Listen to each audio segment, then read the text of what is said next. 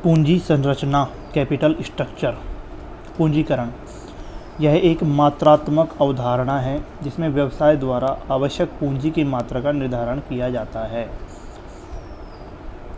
पूंजीकरण, कैपिटलाइजेशन क्या है? एक मात्रात्मक अवधारणा है और इसमें क्या होता है, व्यवसाय द्वारा आवश्यक पूंजी की मात्रा का निर्धारण किया जाता है। अब बात करते हैं वित्तीय संरचना। व्यवसाय को अल्पकालीन व दीर्घकालीन दोनों उद्देश्यों के लिए पूंजी की आवश्यकता होती है। व्यवसाय आवश्यक पूंजी कई स्रोतों से प्राप्त कर सकता है। उपलब्ध स्रोतों में से उचित स्रोतों का चुनाव और उनके बीच सापेक्षिक अनुपात का निर्धारण वित्तीय संरचना कहलाता है।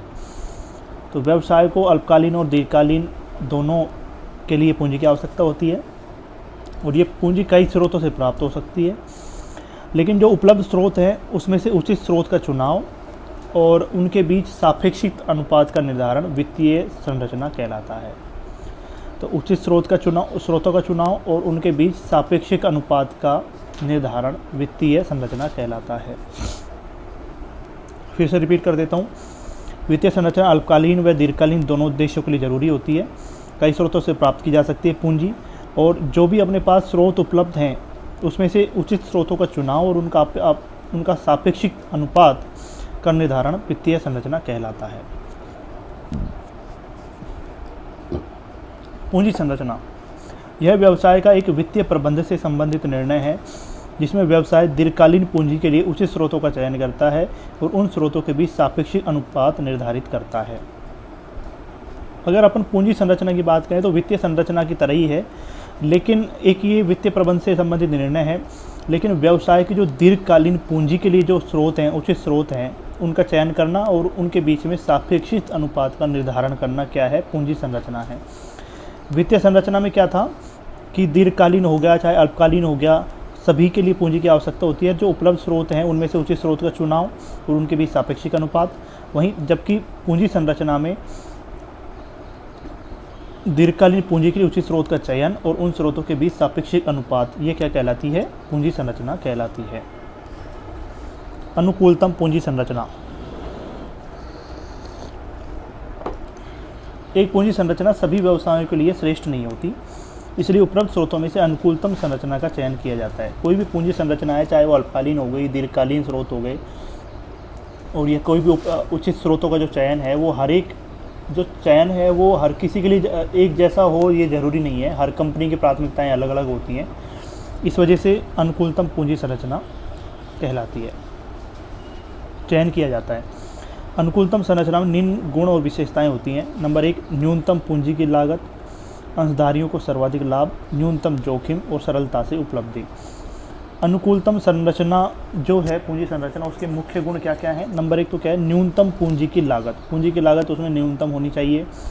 अंशधारियों को सर्वाधिक लाभ मिलना चाहिए, न्यूनतम जोखिम होना चाहिए और सरलता से उपलब्धि हासिल होनी चाहिए।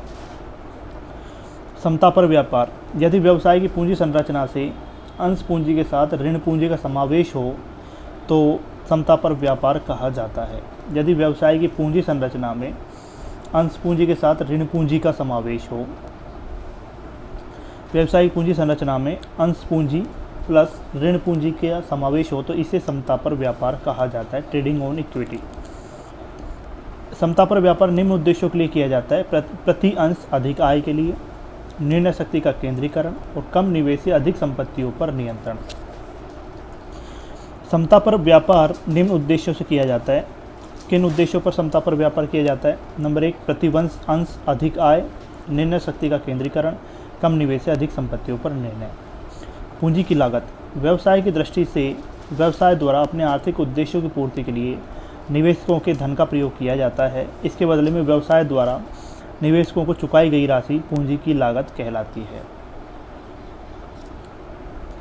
भाई, व्यवसाय जब भी कोई कंपनी करती है तो उसके इकोनॉमिक पर्पज होते हैं, इकोनॉमिक उद्देश्य होते हैं, तो उनके पूर्ति के लिए निवेशकों से धन लिया जाता है। जैसे अपन ने किसी के शेयर खरीद लिए तो इसके बदले में क्या करेगा, व्यवसाय द्वारा निवेशकों को कुछ राशि चुकाई जाएगी और यही राशि क्या कहलाती है, पूंजी की लागत कहलाती है।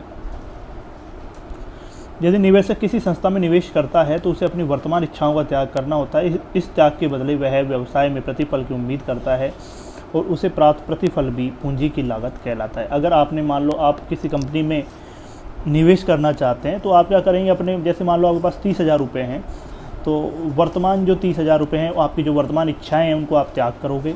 30,000 रुपये को यूज नहीं करोगे अपने व्यक्तिगत काम में, उसको किसी कंपनी में लगाओगे और देन आप उम्मीद करोगे कि उसमें कुछ डिविडेंड प्रतिफल आपको प्राप्त होना चाहिए। तो प्रतिफल जो प्राप्त होता है उसे भी क्या कहते हैं, पूंजी की लागत कहते हैं। समय के आधार पर पूंजी की लागत। प्रारंभिक लागत, यह एक बार आने वाली लागत है, इससे प्रभावी मूलधन कम हो जाता है, जैसे प्रोसेसिंग फीस, प्रिंटिंग के खर्चे, कानूनी व्यय। प्रारंभिक लागत क्या है, एक बार आने वाली लागत है, इससे प्रभावी मूलधन कम हो जाता है, जैसे प्रोसेसिंग फीस, प्रिंटिंग के खर्चे, कानूनी व्यय आदि। सतत लागत, यह पूंजी प्राप्त करने से प्रारंभ होकर पुनर्भुगतान करने तक प्रतिवर्ष आने वाली लागत है। यह पूंजी प्राप्त करने से प्रारंभ होकर पुनर्भुगतान करने तक प्रतिवर्ष आने वाली लागत है, जैसे ब्याज हो गया, लाभांश हो गया। अंतिम लागत, यह भी एक बार आने वाली लागत है, यह पुनर्भुगतान के समय आती है। प्रारंभिक लागत, यह एक बार आने वाली लागत है, इससे प्रभावी मूलधन कम हो जाता है, जैसे प्रोसेसिंग फीस, प्रिंटिंग के खर्चे, कानूनी व्यय आदि। सतत लागत, यह पूंजी प्राप्त करने से प्रारंभ होकर पुनर्भुगतान करने तक प्रतिवर्ष आने वाली लागत है, ब्याज जैसे लाभांश, और यह भी एक बार आने वाली लागत है, पुनर्भुगतान के समय आती है। ऋण पूंजी की लागत, केडी बराबर ब्याज 1 माइनस कर अपॉन शुद्ध प्राप्ति इंटू 100। केडी ब्याज बराबर ब्याज इंटू 1 माइनस कर अपॉन शुद्ध प्राप्ति इंटू 100, ब्याज अपॉन शुद्ध प्राप्ति इंटू 100 माइनस कर। पूर्वाधिकार अंशों की लागत D upon N P into 100। समता अंशों की लागत बराबर समता लाभांश अपॉन बाजार मूल्य इंटू 100 प्लस वृद्धि दर। के ई समता लागत क्या होता है, समता लाभांश अपॉन बाजार मूल्य इंटू 100 प्लस वृद्धि दर। प्रतिधारिता आय होती है के आर बराबर के ई। व्यवसाय के लिए पूंजी की कुल लागत सभी स्रोतों की लागत के व्यवसाय के लिए पूंजी की लागत कुल लागत सभी स्रोतों की लागत के भारित औसत के आधार पर ज्ञान की जाती है। सभी स्रोतों के लाभों का बंटवारा, व्यवसाय द्वारा अर्जित आय में से सर्वप्रथम व्यवसाय के व्यय चुकाए जाते हैं। व्यवसाय के ऐसे व्यय जिन्हें चुकाना आवश्यक है, व्यवसाय के ऐसे व्यय जिन्हें चुकाना आवश्यक है लाभ पर प्रभार कहलाते हैं। इनके भुगतान के बाद सरकार को निगम कर का भुगतान किया जाता है। शेष बचे लाभ कर पश्चात लाभ कहलाते हैं। व्यवसाय द्वारा अर्जित आय में से सर्वप्रथम व्यवसाय के व्यय चुकाए जाते हैं। व्यवसाय के ऐसे व्यय जिन्हें चुकाना जाना आवश्यक है, व्यवसाय के ऐसे व्यय जिन्हें चुकाना जाना आवश्यक है लाभ पर प्रभार कहलाते हैं। इनके भुगतान के बाद सरकार को निगम कर का भुगतान किया जाता है। शेष बचे लाभ कर पश्चात लाभ कहलाते हैं। इन लाभों में से एक हिस्सा भविष्य के लिए सुरक्षित रखा जाता है। इस भाग को प्रतिधारित आय या संचय कहा जाता है। वर्तमान वर्ष के संचय के संग्रहित लाभ भी कहा जाता है।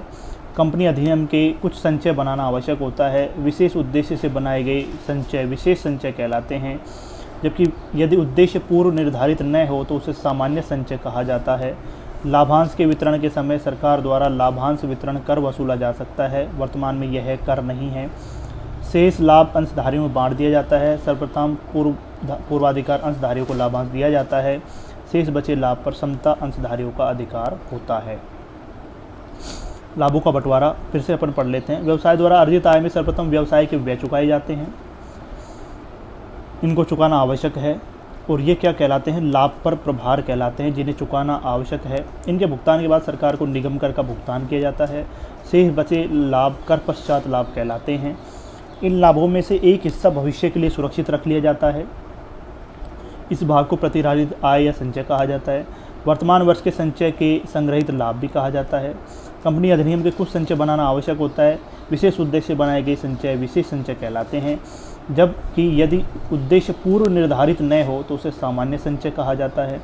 लाभांश के वितरण के समय सरकार द्वारा लाभांश वितरण कर वसूला जा सकता है। वर्तमान में यह कर नहीं है। शेष लाभ अंशधारियों में बांट दिया जाता है। सर्वप्रथम पूर्वाधिकार अंशधारियों को लाभांश दिया जाता है। शेष बचे लाभ पर समता अंशधारियों को अधिकार होता है।